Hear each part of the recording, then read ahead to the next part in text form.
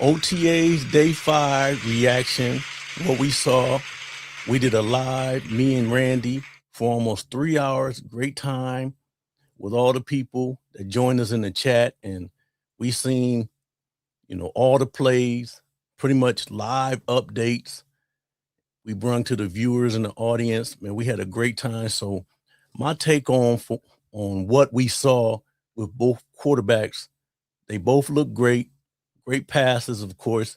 Each quarterback threw an interception apiece, and then we know that in 11 on 11s and 7 on 7s, we heard that Todd Monken, he don't really like the interceptions. He got mad before about guys throwing interceptions, but we found out through some ex-professional players such as like Shannon Sharp and Chad Ochocinco, this was normal for quarterbacks to throw interceptions in 7 on 7s and 11 on 11s and OTAs.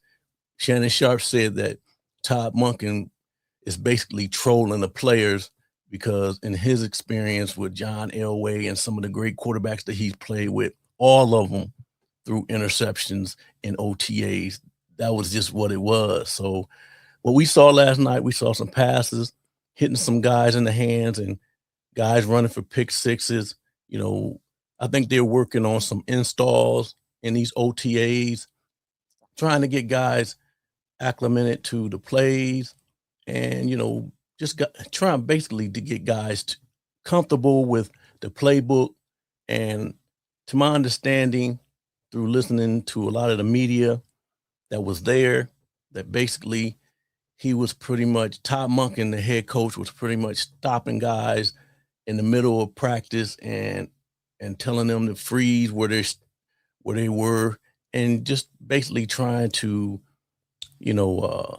get them to understand what he wants from them and to kind of coach like old school, where you would kind of do things basic right now and get guys to understand where they are, where they need to be at a particular time, what they need to be looking at, what reactions they should have at a particular time when they're in a play, whether it's offense or defense.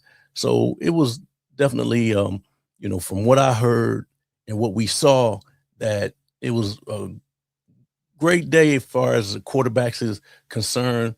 And it's definitely some things to work on, but that's that's what it is. That's going to happen. Well, let's bring up the QB tracker because everybody's talking about the QB trackers and stuff, man. And we got what we got going here. This is from 850 ESPN Cleveland. This was last year they started this, and everybody, some people don't like it, some people like it. So we using it for a base. They using it, we're gonna use it. So we got Shador Sanders, 8 of 14, 1 TD, 1 INT. We got Watson, 11 of 17, 6 TDs, 1 INT.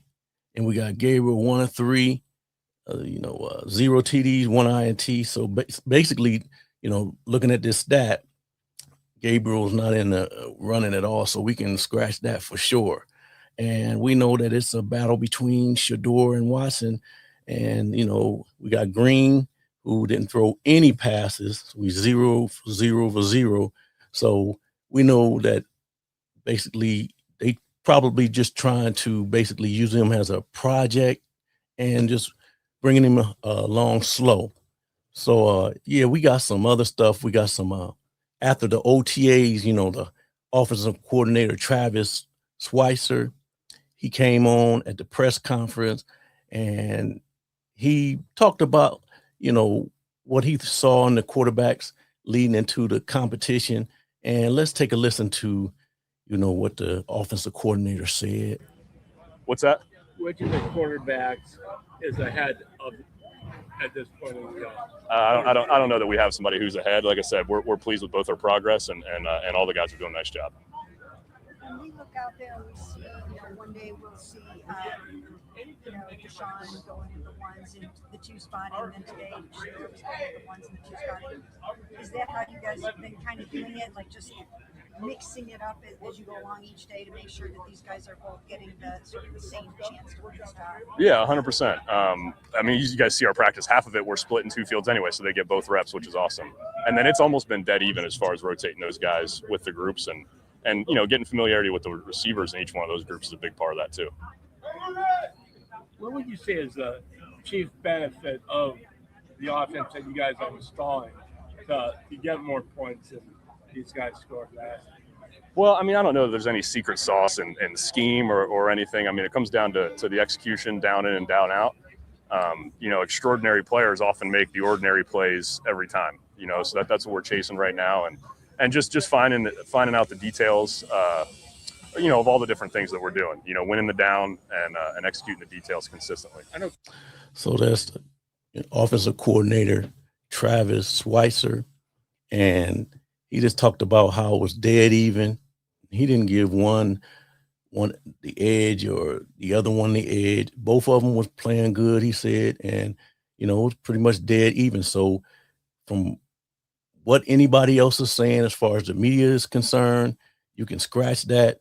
He just let it be known clear as day right there that it's dead even, so we don't have to worry about that at this particular moment. So let's just scratch that. And on Tony Rizzo's show today, they had Chops on this morning, and they were talking about how the QB looked and how different it was, how they ran the offense compared to years prior. Let's take a listen.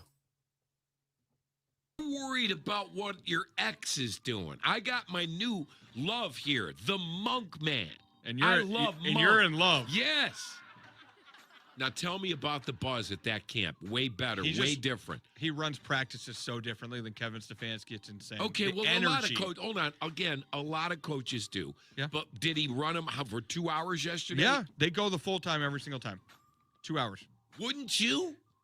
Yes. Well, can I remind everyone, you're putting in a new offense and a new defense.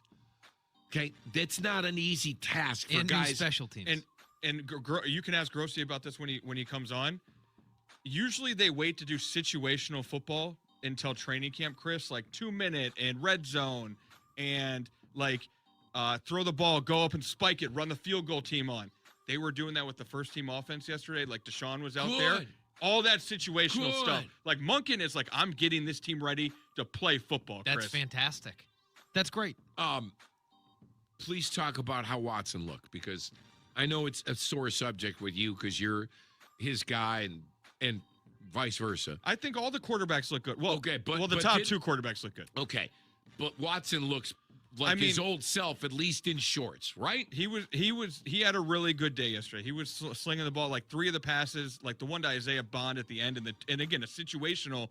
They put 10 seconds on the clock. You got to score a touchdown to win. Yeah. Threw a fade route to Isaiah Bond, made a great play on it. But Shedeur looks good too. I think Shedor's processing really well. Like he's getting the ball out much faster, and the coaches are saying that. Like Monken, you can tell that his offense, just in general, is like they're pushing the ball down the field.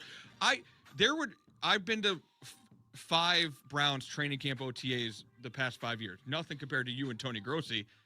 I've never seen 4 touchdowns in a day before. There was 7 yesterday. It's different. It is. So far, so good. It is. It's early. Can we do that? Yeah. Okay. I wanted to bring this up today.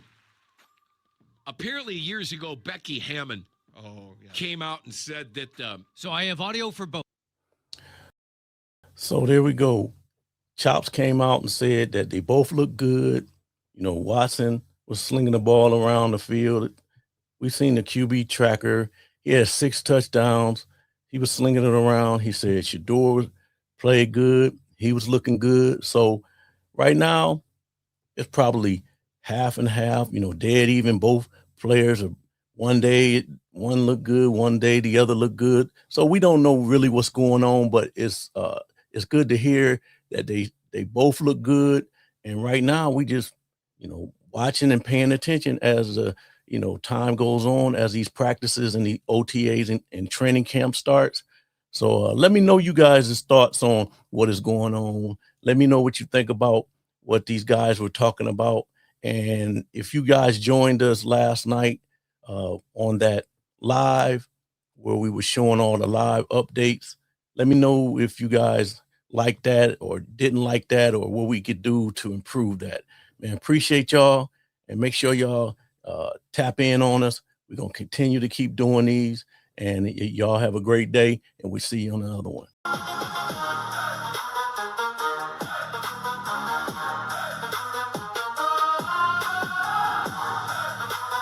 Among the Cleveland Browns. If the Browns were to win this game at home.